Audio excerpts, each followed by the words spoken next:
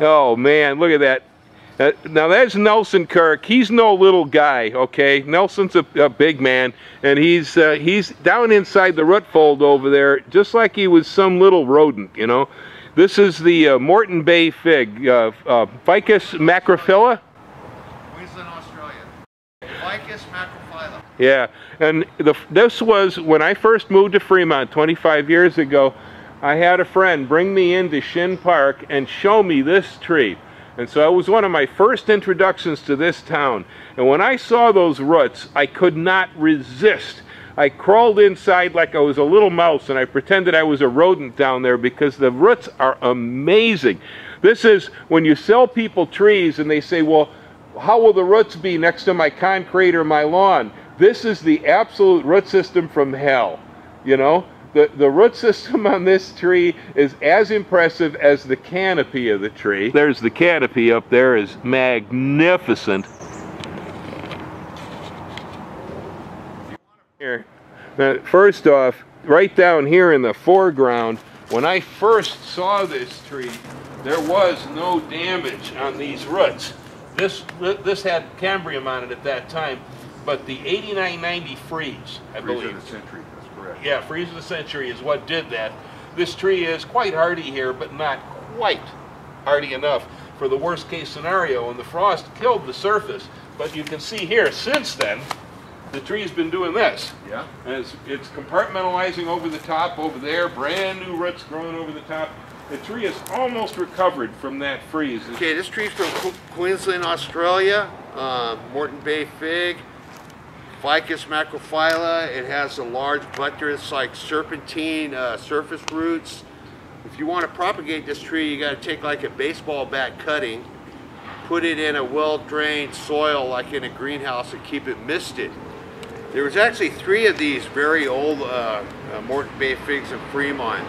One was in Centerville off Balboa Street, but that one succumbed to the drought, and that one was removed. And there was also one in the apartment complexes off Rancho Arroyo area in Niles, and when they developed the apartments around the tree, I think that there might have been too much physical root damage, but the tree went into decline. This is the last living large one in the city. However, there is a young one at Union City Hall, and it will take this one's place someday. Well, I know I took a video with Dave Pellerin the other day out at Quarry Lakes. He has a young one out there now too, and it's doing pretty well.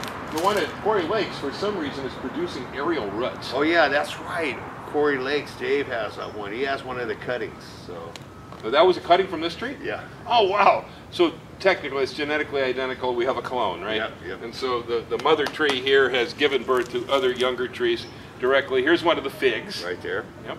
That's why it's a Moreton Bay fig, and it really is a fig, although I'd have to be awful hungry to try to eat that. Yeah. It's not very tasty. Nah, pretty messy looking fig. Very beautiful ornamental tree though. Yes. This is the root system from hell. When people say, but I want a tree that only goes down. I don't want any surface roots in my yard. Take one of these, lady. It'll bust your patio into pieces. It'll turn your Honda on its roof. It'll even bury your dog. You know, these are beautiful. I love them, man. Look at this. It's like little chairs in here and stuff. This is an adult playground for people who love trees. The largest Moreton Bay fig in California is in a train yard in Santa Barbara. And actually the homeless people sleep in all the cracks of it. It could be 9 or 10 homeless people sleeping in that tree on any given night. But that one was planted along over 100 years ago too. But being that the weather conditions are warmer in that area, the tree's grown a lot larger, like in its normal habitat, Queensland, Australia. So just like the ginkgo here, which was the tree that my mother first showed me how to identify and started me on a long road, this tree was my first tree in Fremont, and also started me on a long road with trees in the town of Fremont when I began to realize how amazing some of the horticultural interactions are in this town. We really, you know, drive right by these things. Most of the time just going, yeah, trees, you know.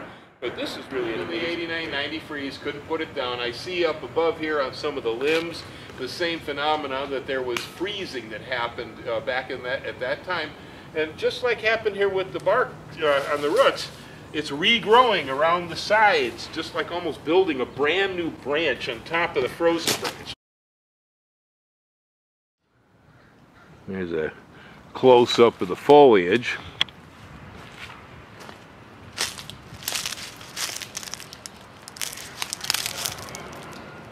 Here we have the beautiful leaves of the ficus, and we have the little figs growing right here.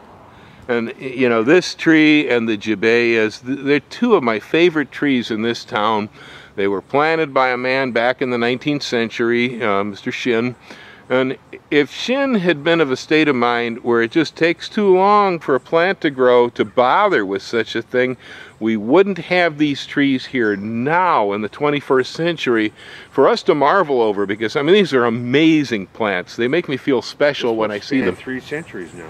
Yep, this is into its 3rd century, that's correct. And of course, Shinn didn't live that long, so Shinn never got to see the tree look like this, but Nelson and I did, and everybody who lives here come visit did.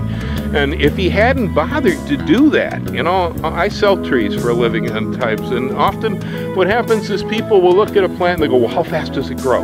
They go, well, it grows really slow. And they go, oh, I don't want that. I need something that grows quick. You know, well, usually the quick plants are junky and create a lot of problems. Yeah, they die quick. They got to be pruned all the time and so on. Give me a nice slow plant that will gradually size up to something like this.